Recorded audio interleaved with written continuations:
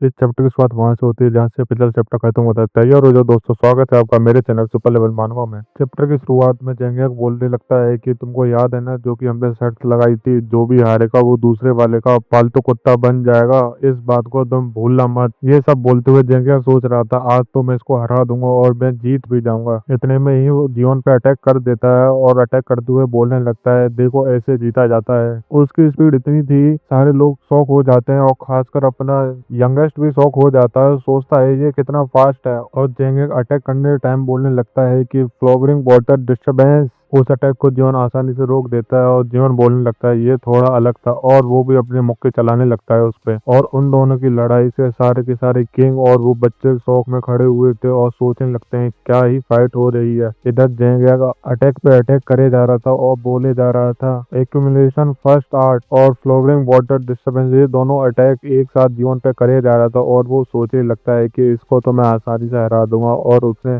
जीवन को थोड़ा बहुत तो पीछे करा। उसको देख के वहाँ जितने भी बच्चे थे सारे शॉक हो जाते हैं और वो बोलने लगता है ये है मेरा राइट फिस्ट लेफ्ट पाम। इतना बोलने के बाद बोलने लगता है क्या तुम सरप्राइज हो गए? जीवन को तो कोई फर्क ही नहीं बैठता, और वो अपनी अल्टीमेट टेक्निक जीवन को दिखाने लगता है और बोलता है देखो ऐसे जीता जाता है। उन दोनों की लड़ाई में किंग ऑफ ब्लेड सोचने लगता है ये लड़का राइट फिस्ट लेफ्ट पाम का यूज कर रहा है। जिस किसी को भी थोड़ी बहुत भी मार्शल आर्ट आती होगी वो ये वाली टेक्निक को कभी भी नहीं करेगा, क्योंकि इसको करना ही इम्पॉसिबल है। क्योंकि इस टेक्निक को परफॉर्म करने के लिए दो थॉट को एक साथ ही परफॉर्म करना पड़ेगा। अगर तुम में इसमें थोड़े से भी गलत हुए तुम्हारी क्यूआई कोलैप्स हो जाएगी, इससे तुम क्यूआई डेविएशन में चले जाओगे। इस वाली टेक्निक को तो मार्शल मास्टर भी करने की नहीं सोचता, लेकिन इस लड़के ने कर दिया। फिर उसके हाथों को दिखाते हैं और बताते हैं कि right hand is the fist and second hand is open. इस टेक्निक को जो भी परफॉर्म करता है सामने वाले को ऐसा लगता है कि वो दो लोगों से एक साथ लड़ रहा है। इस वाली टेक्निक को देखते हुए अपना ब्लेड किंग सोचने लगता है कि जियोन कितना अनलकी है। और ब्लेड किंग जेंगिया को देखते हुए सोचता है कि यहाँ पे जितने भी टैलेंटेड बच्चे हैं उनके सामने ये कुछ ज्यादा ही टैलेंटेड है। मोंग जियोन की पहले ही मैच सबसे अनलकी हुई, क्योंकि ये कुछ ज्यादा ही ताकतवर है और इसकी लड़ाई भी इसके फेवर में जाती जा रही है। वो तो सब इतने सोच ही रहा था और साथ में जेंगिया भी सोच रहा था इसको तो मैं आसानी से हरा दूंगा। इधर अपने जियोन को तो कोई फर्क ही नहीं बैठता और बोलता है कि नाइस, मुझे ये अच्छा लगा। इतना सुनते ही वो थोड़ा शौक हो जाता है और बोलने लगता है कि क्या तुम टफ दिखने की कोशिश कर रहे हो? चलो मैं तुमको अभी खत्म कर देता हूँ। और उस पर चार्ज करते हुए बोलने लगता है मैं तुम्हारी ईगो को अभी खत्म करता हूँ। फिर से वो दो टेक्निक को परफॉर्म करता है, पहली फ्लावर वाटर क्लाउड पाथ और दूसरी वर्ल्ड रेसिस्ट फिश। और इस वाले अटैक को करते हुए वो सोचने लगता है अब इस फाइट का अभी अंत होता है। इधर जियोन को दिखाते हैं, जियोन भी उसी की टेक्निक को परफॉर्म करने लगता है और बोलने लगता है क्या इसी को बोलते हैं राइट फिस्ट लेफ्ट पाम? जियोन इस टेक्निक की मदद से जंगा के सारे अटैक को रोक देता है और हंसते हुए बोलता है क्या हुआ, तुम भी शौक हुए ना?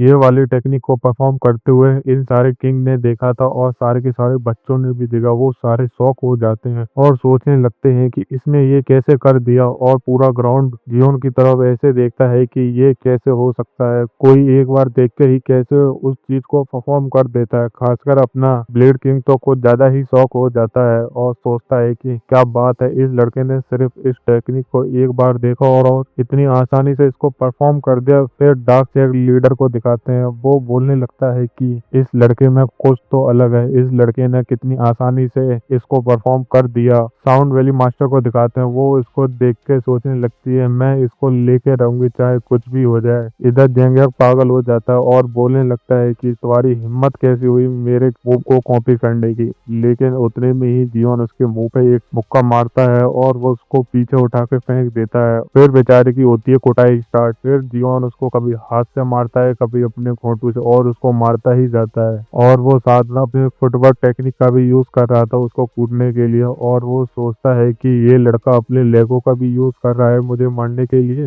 इसकी टेक्निक कुछ ज्यादा ही बढ़िया है। जितनी बार ये अपनी टेक्निक को एम्प्लीफिकेशन दे रहा है ये जितनी बार मेरे पर अटैक करता जा रहा है उतनी बार ये उतना ही ताकतवर बनता जा रहा है, और ये अपनी ताकत को एम्प्लीफिकेशन भी करते जा रहा है। मुझे ऐसा लग रहा है कि ये मेरे साथ खेल रहा है और मैं इसके सामने एक इंसेक्ट के बराबर हूँ। ये सारा नजारा अपना यंगेस्ट भी देख रहा था और सोचने लगता है कि जब जेंगियाक ने मेरे साथ ट्रेनिंग करी थी तो मेरे को ऐसा लग रहा था कि मैं एक नॉर्मल पर्सन हूँ उसके सामने, और अब इसको देखो कि ये तो इसको ऐसे दिखा रहा है कि जैसे कि ये तो एक छोटा सा बच्चा है। इधर अपना ब्लेड किंग सोचने लगता है कि इस लड़के की कल्टीवेशन इतनी बढ़िया है कि कोई मार्शल मास्टर भी किसी भी टेक्निक को परफॉर्म करने में थोड़ा बहुत तो दिक्कत देता है, लेकिन इस लड़के ने एक बार देखा और उसको परफॉर्म भी कर दिया। ये लड़का एक मॉन्स्टर है। और बेचारा जेंगियाक पिटते ही जा रहा था और वो सोचता है कि क्या मैं हारने वाला हूँ। उतने में ही उसको लगता है कि मैं ऐसे कैसे हार सकता हूँ। फिर वो अपना चार्ज अप करता है। उससे तो जियोन को कोई फर्क ही नहीं बैठता और वो अपनी स्पीड दिखाते हुए जियोन के पीछे आ जाता है और बोलने लगता है कि अब तुम मरोगे और मेरे कुत्ते बनोगे, और वो उस पर अटैक कर देता है। लेकिन जियोन अपने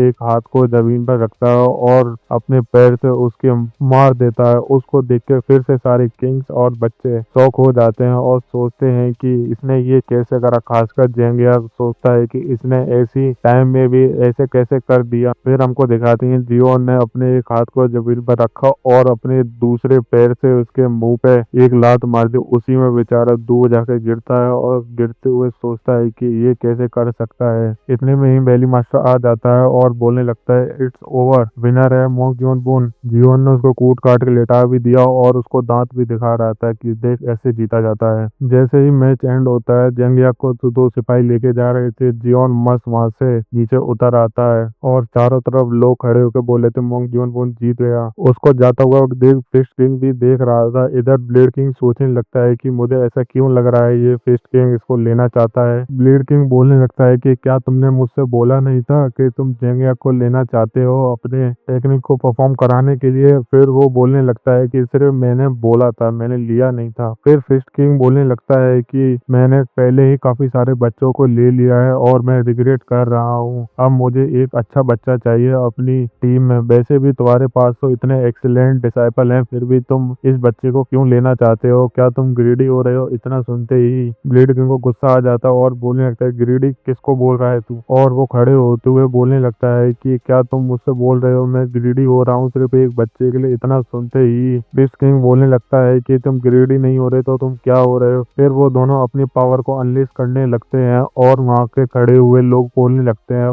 5 किंग में से 2 किंग एक दूसरे पे हमला करने लगे हैं। उस वजह से लोगों को दिक्कत आ रही थी। उतने में ही डार्क सेक्ट का लीडर आ जाता है और बोलता है कि मुझे तुम दोनों से कुछ बोलना है, क्या मैं बोल सकता हूँ यहाँ पे? फिर वो बोलने लगता है कि तुम दोनों यहाँ लड़ाई क्यों कर रहे हो, मुझे जरा बताना। तुम भूल गए क्या जो भी बच्चा ट्रायल में टॉप करेगा वो सेलेक्ट करेगा कि उसका कौन टीचर बनेगा? इतना सुनते ही वो दोनों शांत हो जाते हैं और सोचने लगते हैं कि यार मैं तो सच में भूल गया था कि बच्चे को ऊपर होता है जो भी वो अपने टीचर को चुने। इधर अपने फिस्ट किंग को भी दिखाते हैं, वो भी सोचने लगता है कि हाँ ये तो सही कह रहा है, मैं तो उसके टैलेंट में ही अंधा हो गया था, मैंने सोचा ही नहीं लास्ट में तो वो ही चुनेगा। उतने में ही डार्क साइड लीडर बोलता है कि चलो पहले हम सारी फाइट को देखते हैं उसके बाद देखेंगे। वैसे भी यहाँ पे और भी बच्चे हैं जो कि अपने टैलेंट को दिखा सकते हैं, इतना मत लड़ो। उतने में ही औरंग और वो मोटा वाला लड़का आता है। इधर जियोन मस्त सीढ़ियों पर बैठा हुआ था और सामने से वो बेली मास्टर सोचने लगती है कि इसको तो मैं लेकर ही रहूंगी चाहे कुछ भी हो जाए। फिर बेली मास्टर बोलने लगता है कि चलो फाइट को स्टार्ट करो। फिर उन दोनों में लड़ाई स्टार्ट हो जाती है।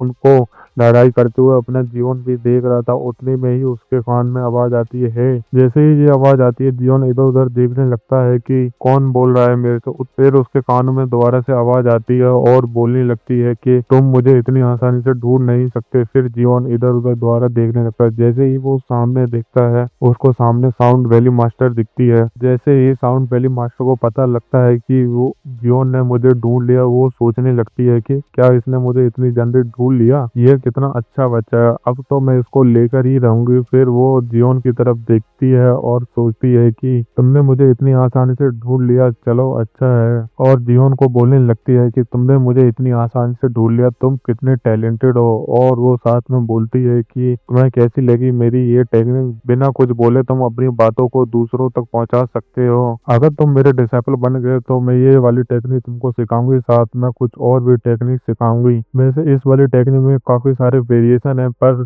मैं तुम्हें ये आसानी से सिखा सकती हूँ क्योंकि तुम टैलेंटेड हो। तुम्हें मैं बस एक बार बताऊंगी और तुम सीख जाओगे। क्या मैंने ये सही कहा ना? इतना सुनते ही जियोन उसकी तरफ दांत निकालने लगता है और वो सोचने लगती है जैसा मैंने सोचा था, ये लड़का मेरे जाल में फंसता जा रहा है और मैं इसको अपना डिसाइपल डिसाइपल बना के ही मानूंगी। फिर वो जियोन को बोलने लगते हैं, क्या तुम मेरे डिसाइपल बनोगे? और वो सोचती है कि ये वाली टेक्निक को हर कोई परफॉर्म नहीं कर सकता, क्योंकि इस टेक्निक में तुम अपनी बातों को दूसरों तक पहुंचा सकते हो बिना किसी को पता लगे। उधर उन दोनों की लड़ाई होते जा रही थी और जियोन की तरफ देख के बोलने लगती है वो, चलो मैं सीधे पॉइंट पे आती हूँ, तुम मेरे डिसाइपल बनोगे और तुम ये सोच रहे हो कि इन दो किंग में से तुम अपना एक मास्टर चुन लोगे तो तुमसे बड़ा कोई पागल नहीं होगा, क्योंकि ब्लेड किंग ने तो अपना सक्सेसर चॉइस कर लिया और ये फिस्ट किंग जब भी अपनी टेक्निक को अपने स्टूडेंट को सिखाता है वो क्रिपल हो जाता है। इस वजह से तो तुम जाओगे नहीं ना उसके पास, लेकिन अगर तुम मेरे पास आए तुमको